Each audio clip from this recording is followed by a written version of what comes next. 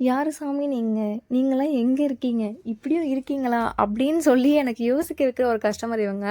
Not like customer but one of the favourite பெர்சன்னே சொல்லலாம். நம்ம பண்ற ஒரு பிஸ்னஸை எப்பவுமே என்கரேஜ் பண்றவங்களா இருக்கட்டும், மோஸ்ட் ஆஃப் நம்மளோட வொர்த் தெரிஞ்சு நம்மக்கிட்ட எவ்வளோ லாங்கா இருந்தாலும் நம்மக்கிட்டயே ஆர்டர் குடுக்குற one of the best customer இவங்க.